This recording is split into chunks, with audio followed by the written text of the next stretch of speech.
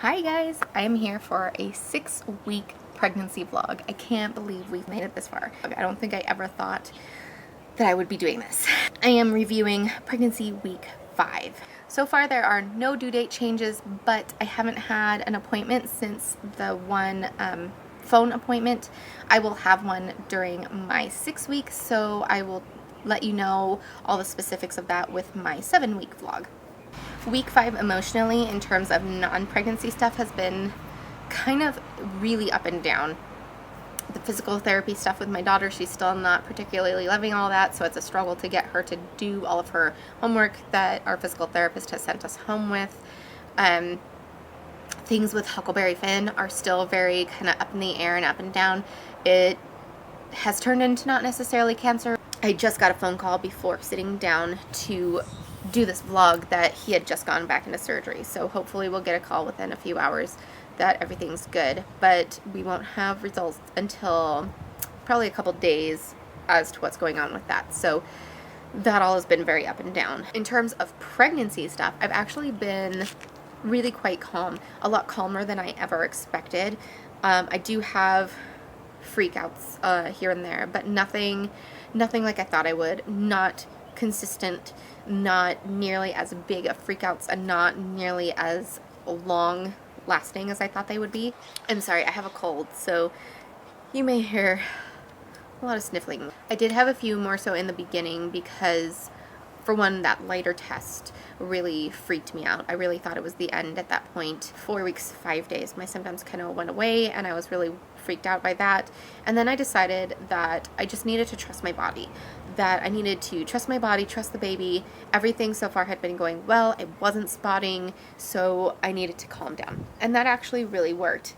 And then a friend of mine and my brother were both kind of freaked out, and that worried me a little bit, so I decided to just go ahead and do one more beta. So I did one more beta on last Tuesday, so exactly 5 weeks. The number was 6,794. So really good. Still a very low doubling time. I think it was 30 or 31 hours doubling time, so still really, really good. Everything was great. And then on Monday, my symptoms did return. So I don't like it when my symptoms go away, but for the most part, I've been very calm, which has been a very happy surprise. In terms of physical symptoms, there haven't been too many, but and nothing too intense, but there have been a few more here and there. So let's start with dreams. I've been having somewhat vivid dreams, but I tend to have very vivid dreams as it is, so nothing out of my abnormal, but they have been definitely a little bit more vivid. And I have been having more nightmares about miscarriage. So I've had 2 or 3 this week, and all of them have been very brutal. Not even just like, oh, I go to the bathroom in my dream and suddenly I'm having a miscarriage. It's been very, very brutal in my dreams. So I wake up and I have to, go to the bathroom and make sure that's not the case. And kind of takes me a minute to calm down. I'll usually go get a snack, or I'll go drink some water and pet an animal and then try and go back to sleep. But that's been pretty brutal. That's been, I think, probably the hardest thing for me so far. I've also been very tired, very tired. At about 1 o'clock, I am very much looking forward to either nap time or bedtime. I don't usually go to bed until about 11, and then I don't usually fall asleep until about 1:30, and pregnancy has been very different. This past week, I have been going to bed somewhere between 9 and 11 and falling asleep somewhere between like 9:30 and 11. It's really early for me, and then I'll sleep fairly solidly unless I need to get up to go to the bathroom. I usually have to get up to go to the bathroom once or twice, but I haven't had like an increase in needing to pee really. A little bit maybe, but nothing super bad. Sleeping wise, I have also had a couple nights where I've had some restless legs, which I haven't really had pre-pregnancy. I maybe once or twice in my life where I've had kind of restless legs, but since getting pregnant in the last week or so, I've had restless legs at least twice. I had to get up and either march in place, thank you Lisa, or I have had to walk around the house, or I'll try and do a bend. I've been having to be really careful with doing deep bends, because if I bend for too long and then stand up, I will get that kind of head rush where it feels like everything's kind of tingly and then goes away. And I'll just have to take a second, or I might have some round ligament pain. So round ligament pain, I didn't realize that's what that was until I told people on Facebook that a few days ago and then yesterday, I have had this cold. So because of this cold, I've been sneezing every now and again, and I sneezed and then it was just like, holy crap, ow. And I said something on Facebook and they said, oh, it's round ligament pain. I went, oh, that's what that is. So I've had round ligament pain with sneezing, or if I bend over or sit on the ground with my knees pulled up for a little bit and then get up really fast. I've had some round ligament pain. That I mentioned, I have this cold, and I have a favorites for this week because of this cold. But along with the cold, I've had some TMJ pain in right where it hinges. And I just woke up one day with that pain, and it's not consistent, but it is whenever I open my mouth to like eat a banana or eat something that's a little bit bigger, that pain will be there. Hungry is still definitely one of my main symptoms. It does, however, come and go. But in terms of hunger, I have not been wanting crap food. I have not been wanting sweets, which is very strange for me still. And then like Sunday night we had pizza for dinner, and it just was making me kind of feel yucky. I just haven't been wanting to eat kind of crappier foods. I've been wanting to really eat healthier foods, and that's kind of nice, to be honest. I've also lost weight again. So again, I'm not doing any exercising right now until we see a heartbeat, and then I figure I will kind of gradually work my way up. Now, I haven't been sitting on the couch. I'll go walk with the dog or whatever, but I've not been doing any running or any weightlifting or any swimming or anything like that. I just don't want to risk it. The only other normal symptom I've been having is some cramping. The cramping is definitely different than AF cramping. Now, I say that, but I don't really get AF cramping. I do get some feeling down in my uterus during. It happens a little bit farther up, I feel like, than pregnancy cramping has been, and it's a very different feeling. So if this is my uterine wall and this is like my uterine lining right here, I can feel the uterine lining kind of falling off a little bit at a time and then ripping away and falling off a little bit at a time. It doesn't particularly bother me. Now, sometimes it's worse than others, whereas this kind of cramping is very different. It feels very pinchy. It feels very like somebody's, holding, like trying to poke you and like just hold it there. And that kind of annoying pain feeling, that's what that feels like to me. And then light and intermittent, it's nothing that I worry about. That's kind of it on normal symptoms. Now for the TMI symptom, no crazy CM. I just haven't had it. No more diarrhea since starting to take the progesterone vaginally. And the only real thing going on TMI wise is my boobs. So I didn't feel like my boobs were growing, but looking at this week's pregnancy shot, they definitely have. And then I have a favorite bra that I put on today, and I was like, oh, yeah, they've grown. I should probably go and get another one, but I'm not quite ready to.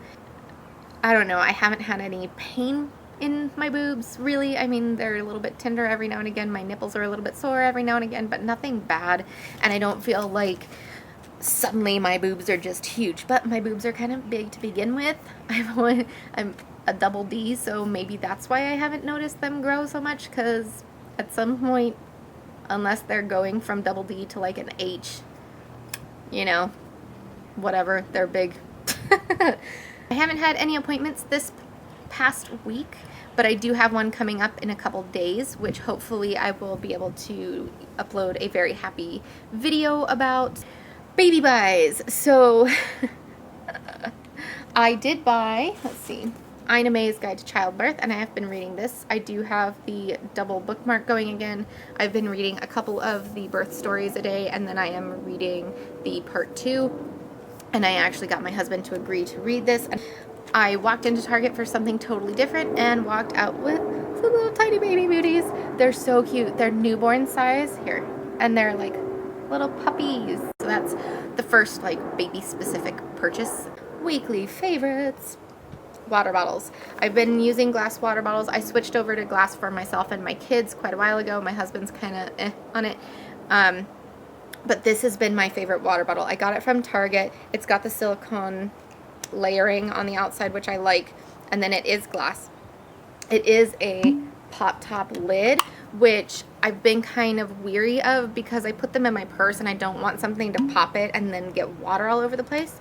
So the reason why this one is my favorite is because of that. It has a lock. So if you push it to lock, you can't open it. My kids haven't quite been able to unlock it, so they can't steal my water and then like backwash into it. Super favorite. Love that.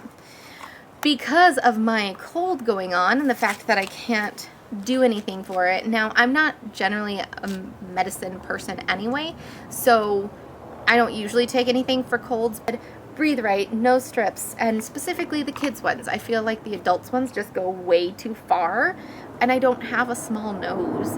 I don't have a giant nose, but I don't have a small nose.